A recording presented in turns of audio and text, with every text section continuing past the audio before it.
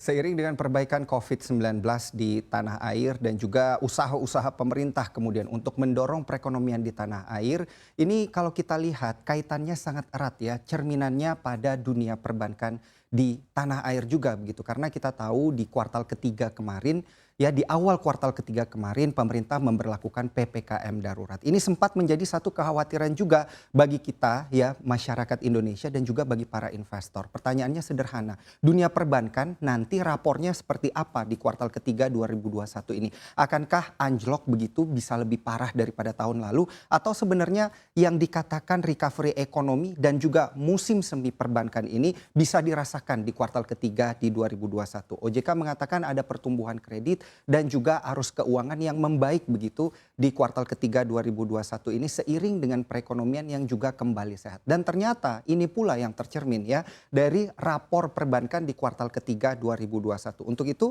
kami membuat satu laporan begitu data-data terkait dengan bagaimana rapor daripada perbankan bank-bank besar, 5 bank besar kita di tanah air, Bank Buku 4 di era musim semi perbankan yang juga ada di masa pandemi. Mari langsung kita lihat seperti apa rapor daripada perbankan di kuartal ketiga tahun 2021 ini. Kita mulai dari BNGA, kode emitennya Anda pasti tahu ini adalah CIMB Niaga. Di mana CIMB Niaga ini kalau kita lihat ada pertumbuhan laba bersih ya. Begitu juga dengan Bank Rakyat Indonesia. Kalau di BNGA di sini ada 68,86% untuk pertumbuhannya di kuartal ketiga. Laba bersih dari BBRI di sini meningkat juga 34,77%. Nah, yang perlu diperhatikan juga adalah nilai ekonominya berapa. Uang yang kemudian menjadi laba daripada kedua Bank Buku 4 ini seperti apa.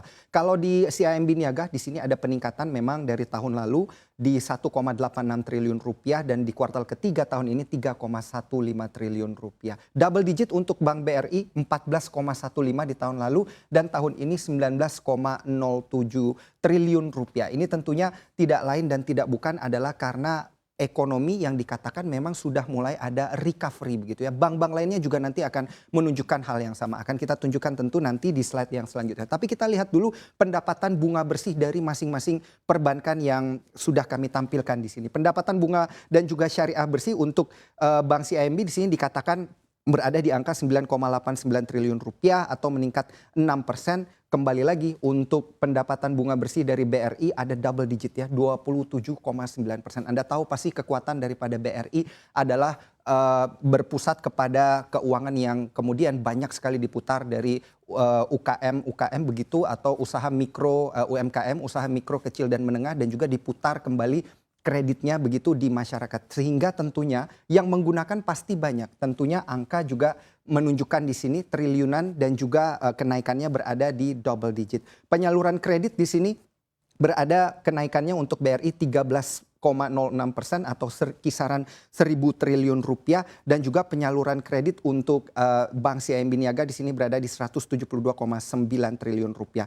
Total DPK 228 untuk Bank Niaga dan juga total DPK di sini kembali lagi BRI 1.135,3 triliun rupiah atau meningkat 1,27% ini secara year to date artinya sepanjang tahun 2021. Jadi dapat Anda rasakan di sini trennya ya apabila memang bank yang banyak dipergunakan oleh rakyat di sini kemudian ada peningkatan begitu walaupun kecil dan nilai ekonominya sampai ribuan triliun rupiah. Ini tentunya dapat kita simpulkan sedikit begitu sebagai salah satu geliat pertumbuhan ekonomi yang ada di masyarakat begitu.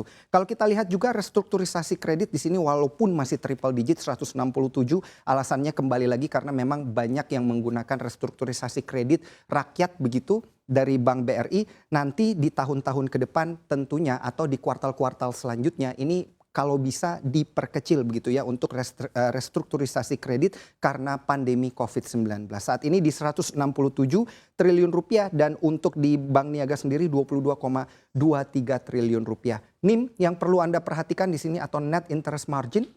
Walaupun restrukturisasi kreditnya triple digit di sini, tapi dijaga tetap oleh Bank BRI net interest marginnya berada di 6,86% atau meningkat begitu ya dari tahun sebelumnya 5,76%. Inilah yang mungkin menjadi salah satu pilihan Anda begitu untuk kemudian apabila ingin berinvestasi saham begitu menjadi salah satu pilihan long termnya ada di BRI ataupun di CIMB Niaga. Kita lihat dua bank besar berikutnya, ada Bank Negara Indonesia dan Bank Mandiri. Laba bersih sama-sama double digit begitu, untuk Mandiri 37% kenaikannya dan laba bersih untuk Bank BNI 79,3%. Begitu juga kalau kita lihat di sini nilai triliunan dicetak begitu untuk Bank BNI 7,75 triliun rupiah untuk di kuartal ketiga 2021 dan Bank Mandiri double digit begitu ya, mirip kayak Bank BRI 19,23 triliun rupiah. Dari tahun sebelumnya 14,03 triliun rupiah. Penyaluran kredit pun tidak kalah begitu ya dari Bank Rakyat Indonesia 1021 triliun di sini atau meningkat double digit 16,93% secara year on year dan restrukturisasi kredit begitu terkait dengan pandemi di sini berada di angka 90,1 triliun rupiah atau memang jauh lebih rendah begitu ya daripada Bank BRI. Kalau kita lihat penyaluran kredit di sini dan juga untuk Bank BNI berada di 570,6 triliun rupiah, di mana kalau kita lihat yang perlu diperhatikan adalah pendapatan bunga bersihnya di sini untuk Bank BNI sayang sekali secara year on year memang ada penurunan begitu 8,3% begitu di angka 28,69 triliun rupiah. Untuk restrukturisasi kredit pandemi di sini di 10,2 triliun rupiah dan juga kalau Anda perlu perhatikan di sini ya Bank Mandiri untuk kasa rasionya, cash account dan juga saving account-nya meningkat ya 7,15% di 74,5%. Bank yang terakhir di sini tidak lain dan tidak bukan Anda pasti sudah mengenalnya. Banyak yang mengatakan ini adalah King BBCA begitu ya. Karena market cap-nya paling besar di Bursa Efek Indonesia. Ini laba bersihnya pun masih bisa dicetak peningkatan 15,8% dan juga untuk peningkatan dari nilai ekonominya atau nilai uangnya di sini di kuartal ketiga menjadi 23,2%. Di sini yang perlu diperhatikan adalah kekuatan DPK daripada Bank BCA yang dikatakan meningkat 18,3% begitu di 923,7 triliun rupiah yang mendorong kenaikan total aset 16,5% secara year on year yaitu 1.169,3 triliun rupiah. Penyaluran kredit juga di sini semakin kencang ya di masa pandemi karena memang momentum recovery ini banyak yang mempergunakan kredit-kredit dengan suku bunga rendah begitu sehingga ini dimanfaatkan juga oleh BBCA. Penyaluran kreditnya meningkat 13,8% untuk kuartal ketiga ini.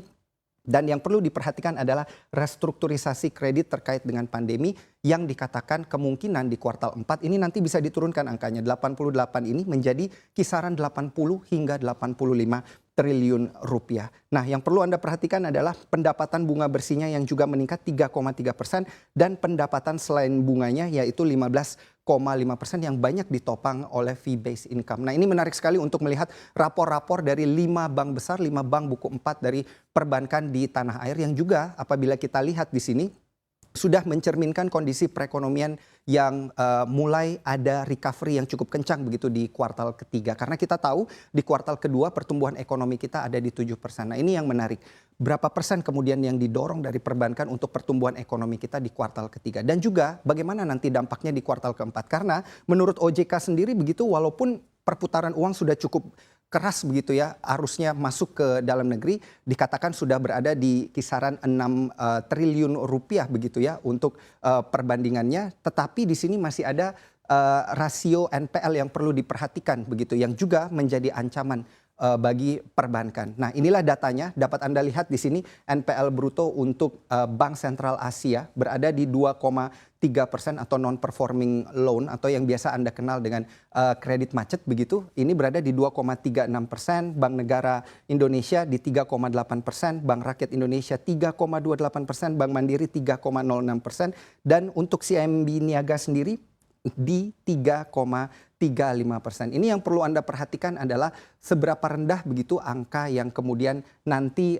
akan bisa diraih begitu atau angka kredit macet yang bisa diraih oleh perbankan ini supaya arus keuangan di dalam negeri juga tentunya bisa menjadi lebih lancar begitu dan otomatis recovery ekonomi di dalam negeri ini juga bisa menjadi semakin cepat di kuartal keempat nanti atau secara full year di 2021. Dan demikian yang dapat kami sampaikan dari musim semi perbankan semuanya bersemi ya. Diharapkan tidak hanya bank buku 4 tapi bank buku 3, bank buku 2 juga bisa merasakan musim semi yang sama begitu dengan bank-bank buku 4 di masa pandemi ini.